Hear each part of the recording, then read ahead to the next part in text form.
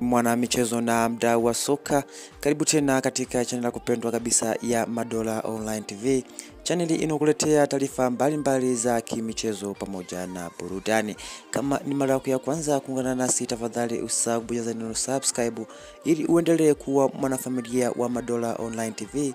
Channel inayokujali na kukupa kila taarifa ya kimichezo tunayoipata, hususan katika vilabu vya Tanzania, lakini tukideli kabisa na klabu ya Simba Sports Club. Tunajua ni kitu gani unakitaka na ni kitu gani unakihitaji mwana michezo, na ndio maana tupo hapa kukupa kila taarifa ambazo tunazipata kutoka katika kikosi cha Simba na vikosi vingine barani Afrika. Bwana, kwa siku hii ya leo tunakuja na taarifa ambayo ni taarifa ya kufurahisha kabisa kwa mashabiki wa klabu ya Simba, na hii ni baada ya kuwa msimu umekamilika wa 2024-2025, lakini Simba amemaliza msimu huo bila kuwa na kitu chochote ama kombe lolote, na hii ni baada ya kumaliza mchezo wake wa mwisho dhidi ya Young Africans.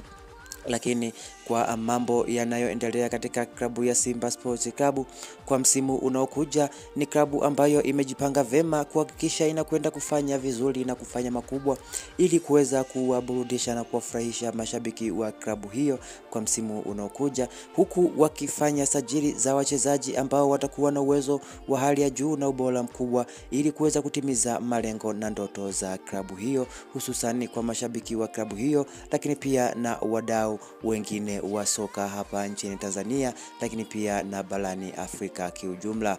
Kwa siku hii ya leo tunakuja kutazama klabu ya Simba Sports Club ambayo tayari imeanza matengenezo ya uwanja wake wa huko Bunju ambao unakwenda kwa jina la Mo Stadium.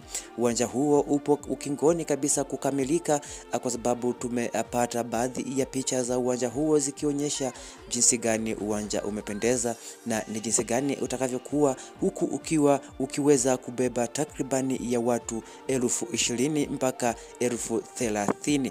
Uwanja huo wamejipanga vema kuhakikisha unakuwa ni uwanja bora barani Afrika, lakini pia na nchini Tanzania, na Simba Sports Club itakuwa katika orodha ya vilabu nchini Tanzania vyenye viwanja vyao, ukiacha na Azam, lakini pia KMC na vilabu vingine ambavyo vinamiliki viwanja vyao. Uwanja wa klabu ya Simba utakuwa na standard kubwa ya kimataifa, uwanja ambao utaweza kuhosti michuano mbalimbali ikiwemo ya kimataifa ya CAF Champions League, lakini pia CAF Confederation, lakini pia na michezo mingine kama AFCON, CHAN ambayo inashirikisha timu mbalimbali na mataifa mbalimbali hapa barani Afrika.